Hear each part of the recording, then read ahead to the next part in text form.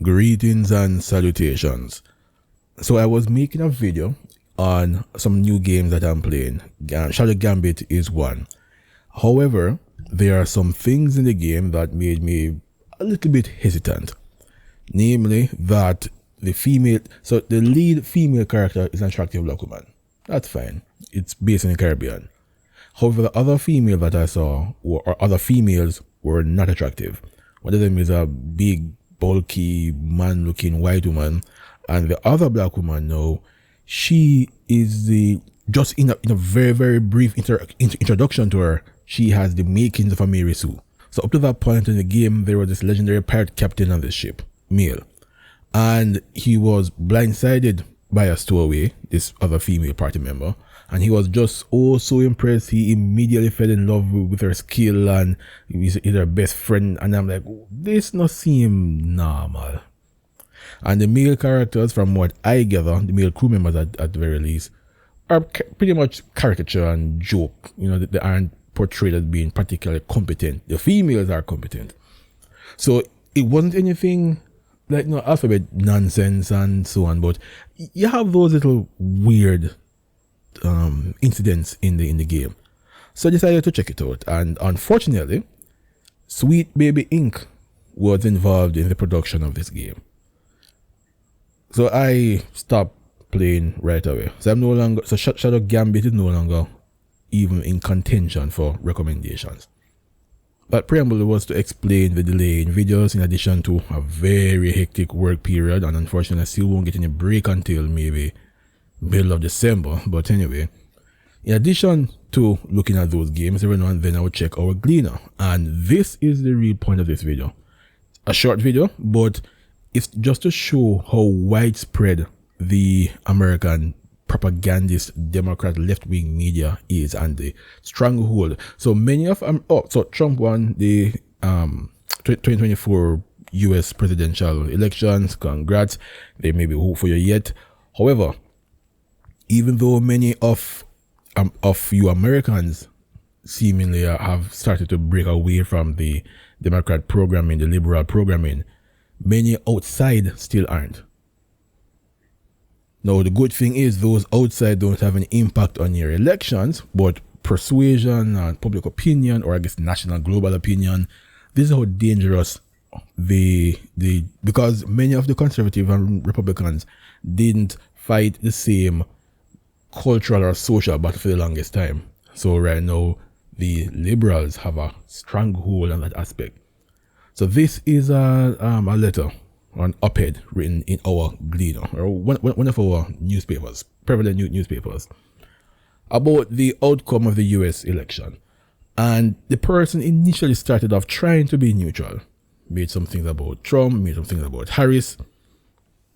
Harris, first female, black female, whatever. Trump, the first president who wants to win an election after losing, or second one, or something like that. What I'm interested in, but what's more important, is when the author here starts to go into the cultural aspect of it. For the past several years, the cable TV revealed murky side of American politics, and they mention political ambition, love of power, lack of integrity, cowardice might have influenced the action of many American politicians. So that's very vague. Not quite sure what side this person will land on. Seeing that it's very polarized, yes. Here talk about gerrymandering, election rigging, voter suppression, vote buying, illegal voting. This goes on. Now, this is the first red flag. Voter suppression. But alright. And they also mentioned that they saw a very manipulable electorate. Alright. This is the part that made me realize, okay, this person has drunk the Kool-Aid. As a result, we even saw an attempted insurrection on January 6th. That was not an insurrection. Only someone who literally did not do any due diligence, any research, would call that an insurrection. And even if it was an insurrection, correct me if I'm wrong, but is the American Civil War not one of the most pivotal moments in American history? And that was an insurrection. So the current infrastructure, the current landscape of America was based on an insurrection. Later on, there's a saying that the winners, or no, history is written by the winners. Yeah, that insurrection was changed to rebellion. So it is rich to hear Americans now complain about an insurrection, that it is the worst thing ever. Meanwhile, the foundation of your country is based on an insurrection. But again, this is what happens when people just blindly follow CNN and don't do any kind of critical thinking at all. And you could argue, okay, we are Jamaican, so we don't need to really know much about American history. Fair enough. But if you are ignorant of a topic, withhold your opinion and don't be quick to cast judgment on something you know you're ignorant on. They also mentioned that the US star tarnished, and that is true, but it happened long before 2016. It was first tarnished with Obama, because of the first time that I realized the policy, the narrative regarding or surrounding politics was just race. Oh, he's a black man. That was why people voted for Obama, or at least in Jamaica, that was the prevailing reason why people were interested in Obama, because in black, race. Nothing about politics. You ask many persons, because I did at the time, why do you support Obama? Black. So this was tarnished way before Trump. But look at this now. This paragraph is particularly damning. Regardless of the result, questions must be asked about who Americans are. The picture being painted of a large segment of the US population in the 21st century is spine-chilling. Now, this statement already betrays the person's bias, because it is operating under the presumption that the narrative, the lies that the Democrat or liberal media have painted their neighbors is accurate. So spine-chilling. They, meaning conservative, basically non-liberals, are advocates of extreme conservatism, including racism, xenophobia, religious bigotry, gun-owning fanatism, isolationism. They're willing to sacrifice democracy and the ideals of the US Constitution in chasing a false premise.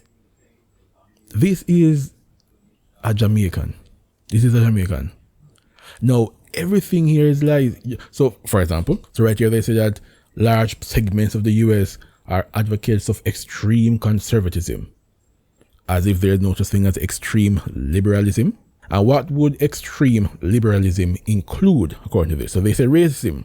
Well, liberalism does have racism. It's just anti-white. Xenophobia. Well, liberalism does have xenophobia. It's just in terms of thought.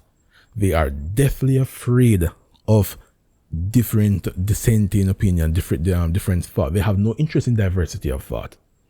They welcome all superficial differences as long as everyone download the same operating system and run the same program. Religious bigotry. True, because they hate Christians, for example, and they would prioritize Jews and Muslims over. So those are the two religions whose sensibility overrides all others.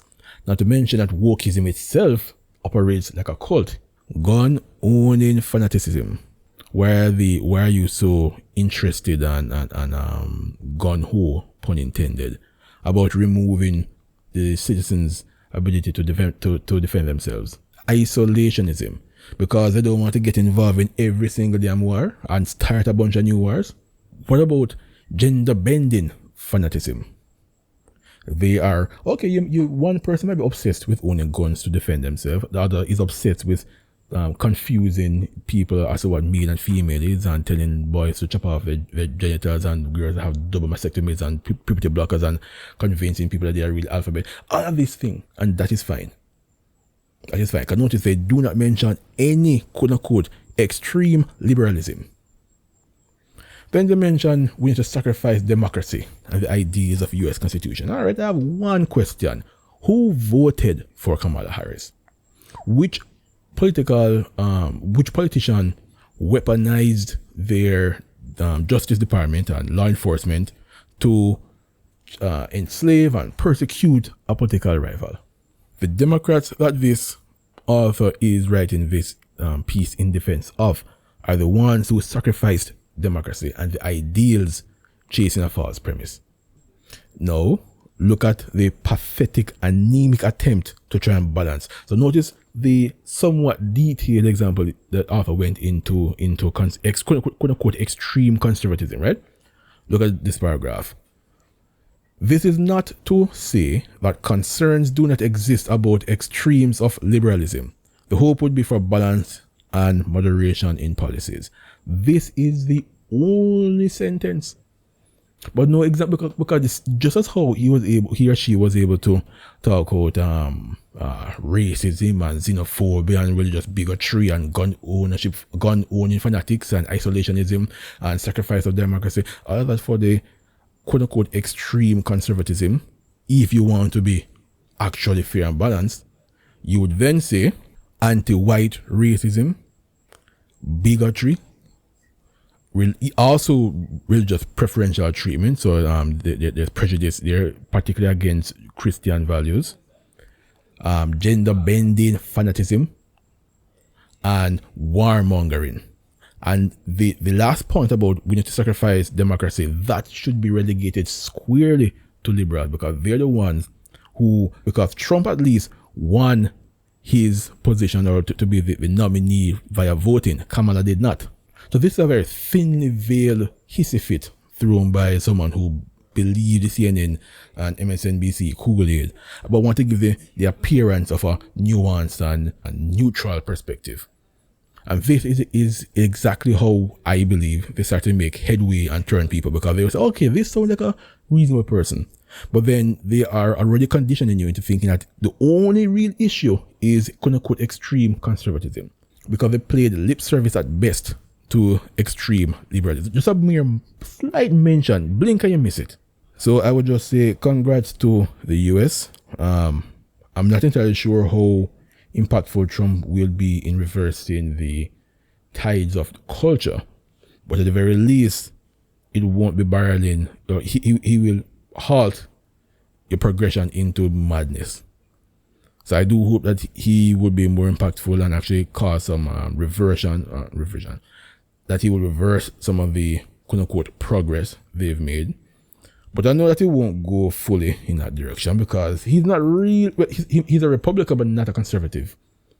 You can't be a conservative, believe in the Bible, believe in Christian, and then support Funny Man. And he does support Funny Man. So, you know, it's not a Christian. The US won't return to a Christian foundation. But anything, the further you move away from the liberal hellhole, the better it is. So give thanks for small mercies.